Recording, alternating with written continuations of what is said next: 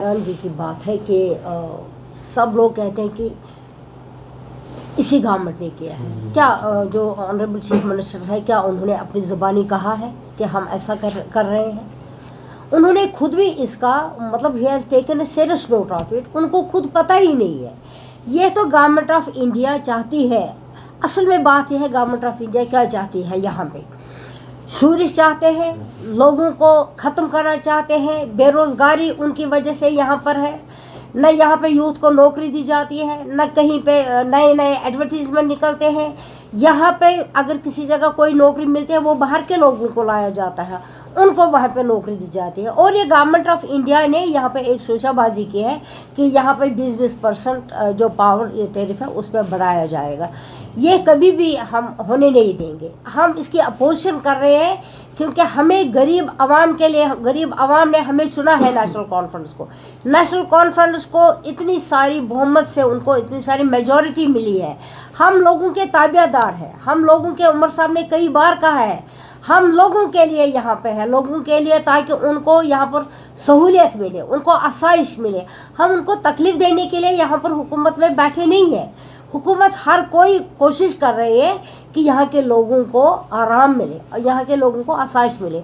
उनको हम परेशान नहीं कर रहे हैं। उमर साहब ने भी कहा है और हम भी कह रहे हैं, हम उमर साहब से भी गुजारिश कर रहे हैं कि बहुत जल्द इसके जो भी इसके क्योंकि गलत असरात निकलेंगे इसके, अगर गवर्नमेंट ऑफ इंडिया ने यहाँ पे ये लागू किया है, क्योंकि ऑनरेबल चीफ मिनिस्टर खुद भी पावर मिनिस्टर है, उनको हम सभी लोग इसके टूथ एंड नेल हम इनकी अपोजिशन कर रहे हैं और हम यहाँ पे ये लागू होने नहीं देंगे। बहुत सारी ऐसी चीज़ें हैं जो गवर्नमेंट ऑफ इंडिया यहाँ पे कर रही है। यहाँ के छोटे छोटे लड़कों को फिर से उनकी गिरफ्तारी हो रही है, उनको जेलों में भर जाते हैं।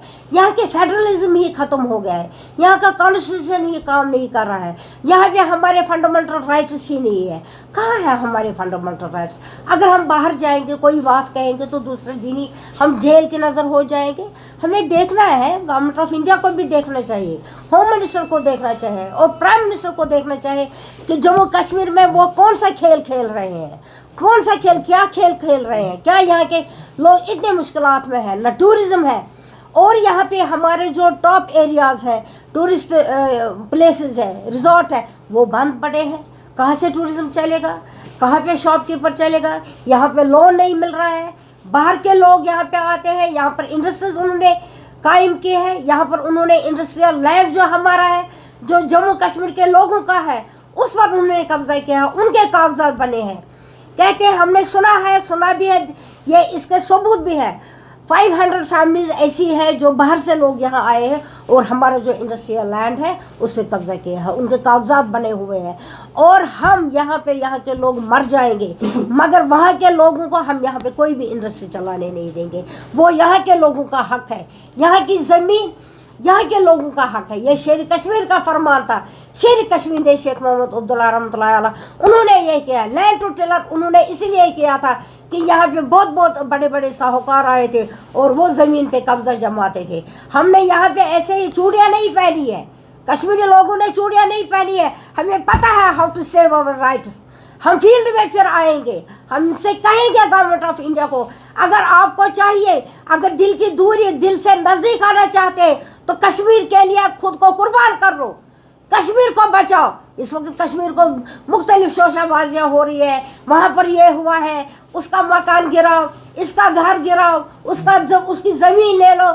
क्या है, कोई बंदा है, कोई लड़का है, नाफहम है, हम उससे खुश नहीं है। कोई गलत रास्ते पे जाएगा और हम उनको कहेंगे चलिए आप लोगों ने ठीक किया, मगर उसके दादा दादी ने क्या किया है, उसके परदादा ने क्या किया है? उन्होंने मकान बनाया है, मजदूरी की है, गरीबी में गुजर बसर कर रहे थे, उनके मकान को किया है डाउन रेज्ड दिस ग्राउंड। कहाँ से वो मकान बनाएंगे? कहाँ से क्या करेंगे? कहाँ से खाना खाएंगे? सर्दियों का मौसम है, यहाँ पर अजीब सी बात है, चले इनका मकान है इनको गिरा दो।